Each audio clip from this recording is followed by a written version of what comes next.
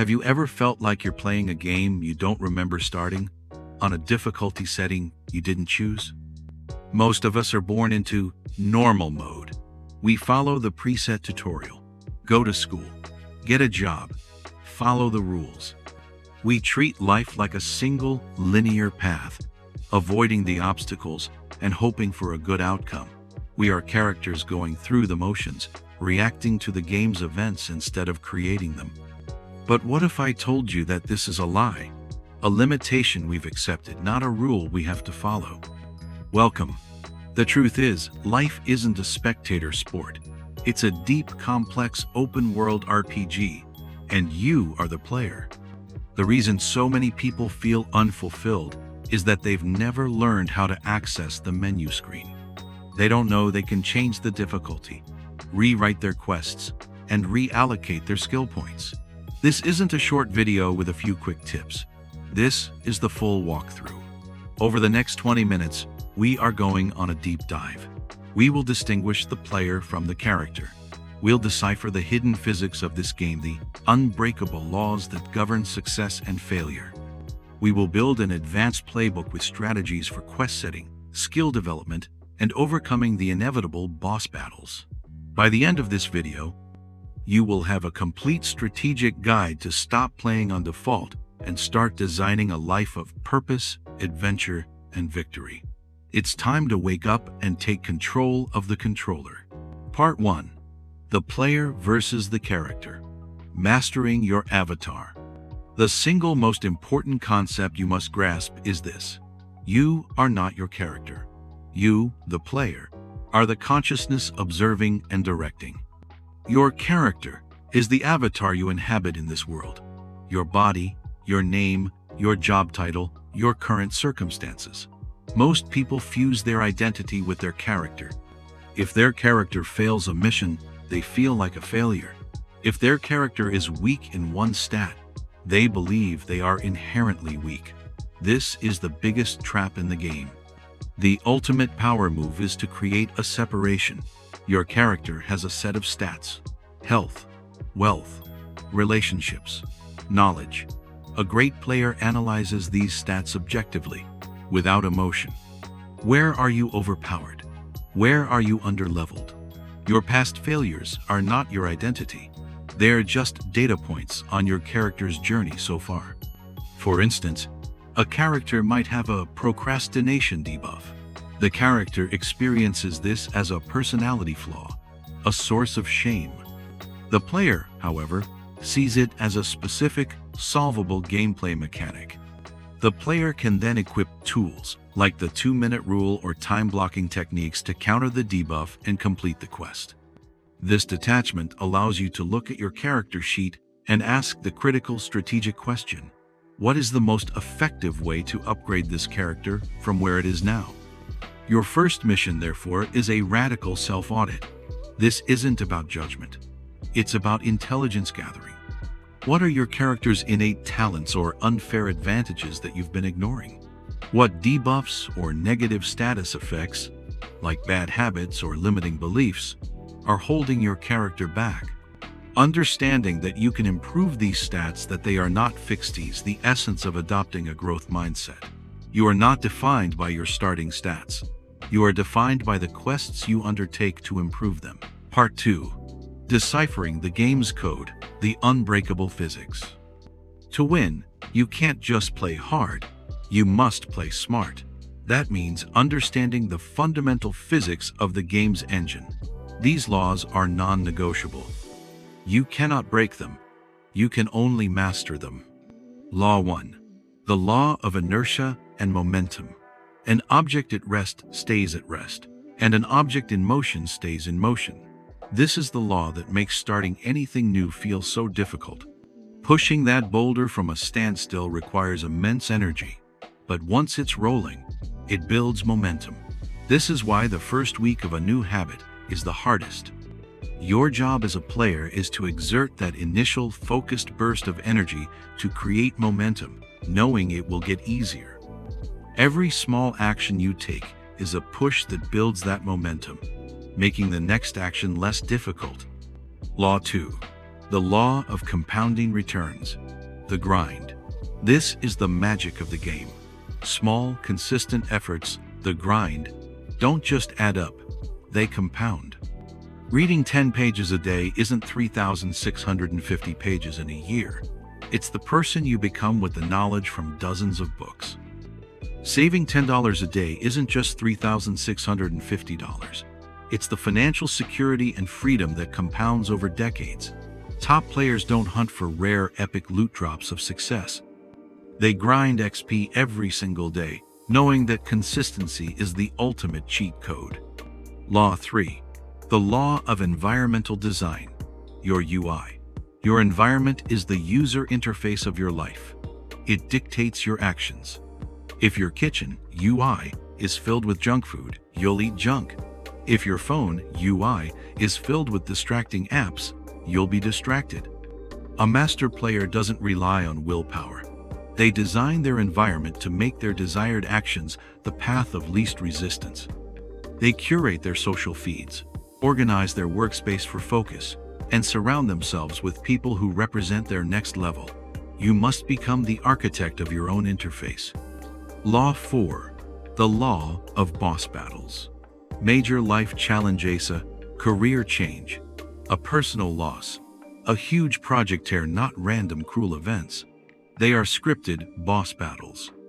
They appear at the end of a level to test the skills you've just learned. They are designed to be difficult and to push you to your limit. Viewing adversity this way changes everything. It's not a sign to quit. It's a sign that you're progressing. The game is asking you, are you truly ready for the next level? Defeating a boss yields the greatest rewards. A massive XP boost in wisdom, resilience, and confidence. Part 3. The Advanced Player's Playbook, your strategy guide.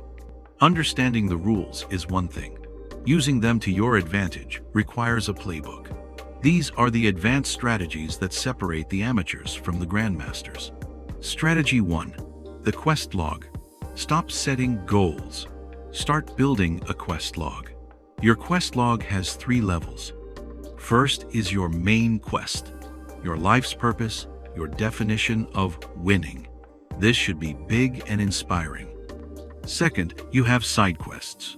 These are the major projects that support your main quest, like launch a business, run a marathon, or master a language. Finally, you have micro tasks. These are the daily and weekly actions that move your quests forward. Write 500 words, go for a 30-minute run, practice Spanish for 15 minutes. A clear quest log turns vague ambition into a clear, actionable plan for today. Strategy 2. The skill tree. In any RPG, you can't be good at everything. You have to specialize your build. What is your character's class? Are you a creator, building things, a healer, helping people, a scholar gathering knowledge, or a strategist, leading and organizing? Identify your core class and invest your skill points, your time, energy, and money into your unique skill tree. Instead of trying to be a level 5 in 10 different skills, become a level 50 in 1 or 2 that truly align with your main quest. This is how you go from being a commodity to being indispensable. Stop trying to improve your areas of low competence. Focus on taking your greatest strengths from an 8 to a 10. Strategy 3. Co-op mode and the guild. Life is a single-player game, in that only you can complete your main quest, but it's meant to be played in multiplayer. You need to build your guild. This isn't just a network, it's a curated party of allies. You need mentors, high-level players who have already completed the quests you're on. They provide the map and the shortcuts. You need allies, players at your level who are on similar quests. They provide accountability and support during the grind. And you need to serve others. Part of leveling up is helping lower-level players who are just starting out. Teaching reinforces your own knowledge and builds your legacy. Strategy 4. The art of the save point. In a video game, you periodically save your progress to bank your achievements and create a save point to return to if you fail. You must do this in life. A save point is a non-negotiable ritual of reflection and recovery. This could be daily journaling, weekly reviews, or monthly check-ins. It's where you step back from the game, analyze the data, and appreciate the progress you've made. It is also where you recharge your character's health and mana through rest, hobbies, and time in nature.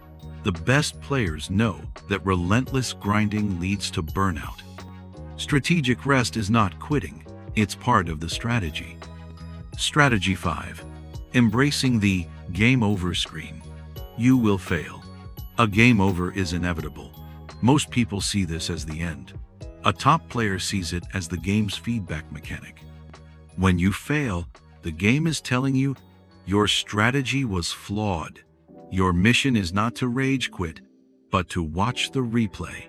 Analyze what went wrong, what you learned, and what you will do differently. Each failure, when analyzed, provides you with a piece of the walkthrough for your next attempt. Failure isn't the opposite of success. It is a stepping stone on the path to success. Part 4. The endgame and new game. So let's bring this all together. You are the player, not the character. You win by mastering the game's core physics, momentum, compounding, and environmental design while preparing for the inevitable boss battles won.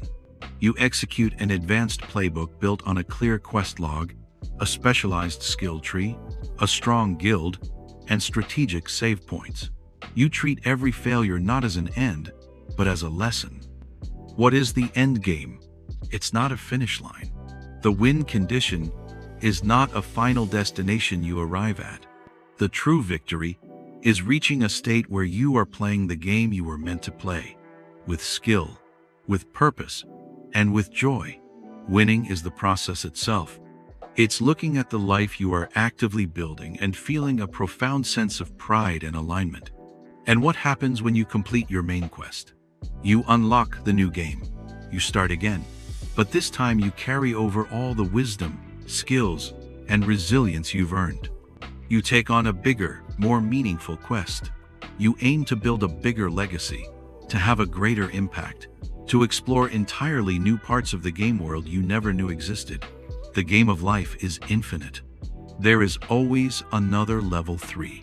The game is running. Right now, every second that ticks by is a move on the game board. You can continue to play on autopilot, a passive character in someone else's story. Or you can pick up your controller, open the menu, and consciously, deliberately begin to play. Part 5. Inventory management. Mastering your resources.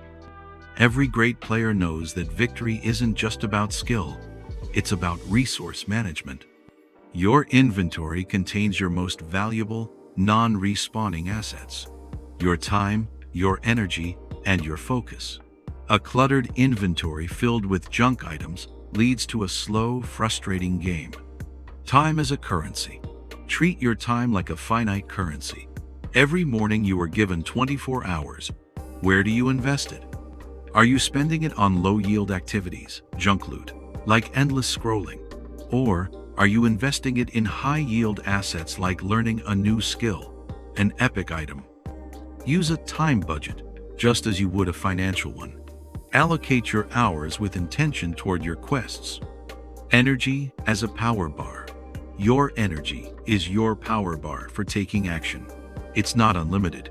Certain activities drain it, while others replenish it. Your mission is to identify the vampiric tasks and people in your life that drain your energy with little return and minimize them.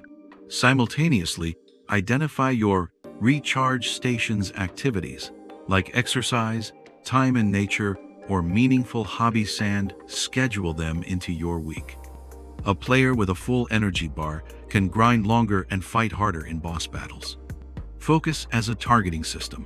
Your focus is your targeting system. Where your focus goes, your energy flows and results appear. In a world filled with constant notifications and distractions, enemy archers, protecting your focus is a critical defense strategy.